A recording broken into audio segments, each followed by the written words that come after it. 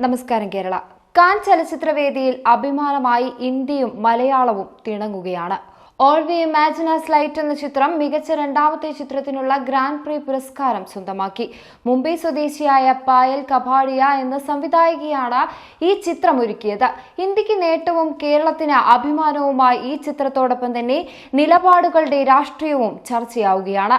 Can വേദിയിൽ ഒരു തണ്ണിമത്തന്റെ bag മുറുകെ പിടിച്ച് കനിയുറക്കെ പറഞ്ഞത് ശബ്ദിക്കാൻ പറ്റാത്ത നിസ്സഹായവരായവരുടെ രാഷ്ട്രീയത്തെ പറ്റിയാണ്. ഇതാണ് യഥാർത്ഥ രാഷ്ട്രീയമെന്ന് ലോകം അംഗീകരിച്ചു കഴിഞ്ഞു.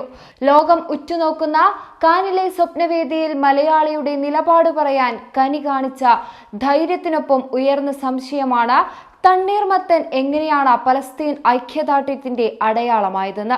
പലസ്തീൻ ദേശീയ പതാകയിലെ നിറങ്ങളോടും ഡിസൈനോടും ചേർന്ന് നിൽക്കുന്നത് കൊണ്ടാണ് തണ്ണിമത്തൻ പലസ്തീൻ ഐക്യദാർഢ്യത്തിന്റെ അടയാളമായി ലോകമെങ്ങും നിറയുന്നത്. തണ്ണിമത്തൻ പലസ്തീൻ പ്രതിരോധത്തിന്റെ അടയാളമായി സ്വീകരിക്കാൻ തുടങ്ങിയത് എപ്പോഴാണ് എന്നതിനെക്കുറിച്ച് കൃത്യമായ വിവരമില്ലെങ്കിലും അതിന്റെ പിന്നിൽ പറയുന്ന ചരിത്രം ഇപ്രകാരമാണ്. അറബ്-ഇസ്രയേൽ യുദ്ധത്തിനു ശേഷം 1967 മുതൽ ഇസ്രയേലിന്റെ നിയന്ത്രണത്തിലുള്ള പ്രദേശങ്ങളിൽ പലസ്തീൻ പതാകയ്ക്ക് നിരോധനം ഏർപ്പെടുത്തി. പതാകയോ അതിലെ നിറങ്ങൾക്ക് സമാനമായ വസ്തുക്കളോ പ്രദർശിപ്പിക്കുന്നവരെ അറസ്റ്റ് ചെയ്യാനായിരുന്നു ഉത്തരവ്. 25 വർഷം നിലനിന്ന ആ ഉത്തരവ് 1993 പിൻവലിച്ചത്. എന്നാൽ പോയ വർഷം വീണ്ടും പൊതുവിടങ്ങളിൽ പലസ്തീൻ പതാകകൾക്ക് നിരോധനം ഏർപ്പെടുത്തിക്കൊണ്ട് ഇസ്രയേൽ ഭരണകൂടം ഉത്തരവ് പ്രഖ്യാപിച്ചു.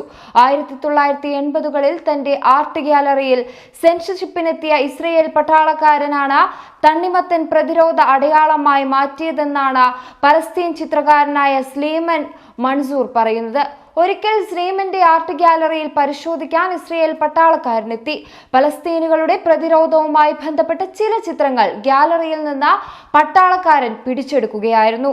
ശേഷം ഭംഗിയുള്ള പൂക്കളുടെയും പ്രകൃതി ദൃശ്യങ്ങളുടെയും ചിത്രം മാത്രം താങ്കൾ വരച്ചാൽ മതിയെന്ന അത്തരം ചിത്രങ്ങൾ നല്ല വില നൽകി ഞങ്ങൾ വാങ്ങിക്കാമെന്നും പട്ടാളക്കാരൻ ഉപദേശിക്കുന്നു. അനുമതി തേടാതെ ഇനി ഒരിക്കലും സ്ലീമാന് ചിത്രപ്രദർശനം നടത്താനാകില്ലെന്നും പട്ടാളക്കാരൻ പറഞ്ഞു. പലസ്തീൻ പതാക ഉപയോഗിച്ചിരിക്കുന്ന ചുവപ്പ്, പച്ച, കറുപ്പ്, വെള്ള എന്നീ നിറങ്ങൾ പെയിന്റിങ്ങിനായി ഒരിക്കലും ഉപയോഗിക്കരുതെന്നും ആജ്ഞാപിച്ചു. അന്ന് സ്ലീമനൊപ്പം അവിടെയുണ്ടായിരുന്ന ഇസ്ലാം ബദർ എന്ന ചിത്രകാരൻ അപ്പോൾ പട്ടാളക്കാരനോട് ഇങ്ങനെ ചോദിച്ചു: ചുവപ്പ്, പച്ച, കറുപ്പ്, വെള്ള എന്നീ നിറങ്ങൾ ഉപയോഗിച്ച് ഞാൻ പൂക്കളെ വരച്ചാൽ നിങ്ങൾ എന്തു ചെയ്യും?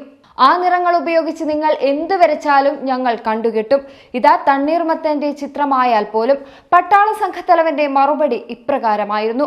ആ സംഭവം പുറം ലോകത്തെത്തിയതോടെ സ്ലീമന പിന്തുണയുമായി നിരവധി ചിത്രകാരന്മാർ രംഗത്തെത്തി. നിരോധിത നിറങ്ങൾ ഉപയോഗിച്ച് മാത്രം അവർ ചിത്രങ്ങൾ വരച്ചു തുടങ്ങി. തണ്ണിമത്തൻ ചിത്രങ്ങൾ ലോകമെങ്ങും നിറഞ്ഞു. ഈ സംഭവത്തിന് 1 വർഷം ശേഷം പട്ടാളക്കാർ സ്ലീമനെ അറസ്റ്റ് ചെയ്യുകയും ചെയ്തു. ഭക്ഷണവും വെള്ളവും പോലും നൽകാതെ അദ്ദേഹത്തെ ചോദ്യം ചെയ്തു. ഇതിനുശേഷമാണ് സ്ലീമൻ തണ്ണിമത്തന്റെ ചിത്രങ്ങളും മറ്റും രാഷ്ട്രീയ ചിത്രങ്ങളും വരയ്ക്കാൻ ആരംഭിച്ചത്. സ്ലീമന്റെ കഥയറിഞ്ഞ ലോകത്തെ പ്രമുഖ ചിത്രകാരന്മാർ പലസ്തീൻ ഐക്യദാർഢ്യം പ്രഖ്യാപിച്ച് തണ്ണിമത്തൻ ചിത്രങ്ങൾ വരച്ചു. അതൊരു തരംഗവും പ്രതിരോധവും അടയാളവുമായി മാറി. അങ്ങനെയാണ് തണ്ണിമത്തൻ പലസ്തീനുമായി ബന്ധപ്പെട്ട് കിടക്കുന്ന ചരിത്രം രൂപപ്പെടുത്തിയത്. എന്നാൽ ആ പതാകയിൽ തെളിയുന്ന പച്ചയോ ചുവപ്പോ വെള്ളയോ അല്ല, കറുപ്പിന്റെ, ഇരുട്ടിന്റെ, ദയാനികതയുടെ ഒരു വലിയ ഭീകരതയിലൂടെയാണ്, ഒറ്റപ്പെടലിലൂടെയാണ് പലസ്തീൻ ഇന്നും കടന്നു പോകുന്നത്. അവർക്കുവേണ്ടി മലയാളം മുറുക്കി പിടിച്ച രാഷ്ട്രീയമായിരുന്നു കനി കുസൃതിയുടെ കയ്യിൽ പ്രതീകമായി മാറിയ ആ ബാഗും.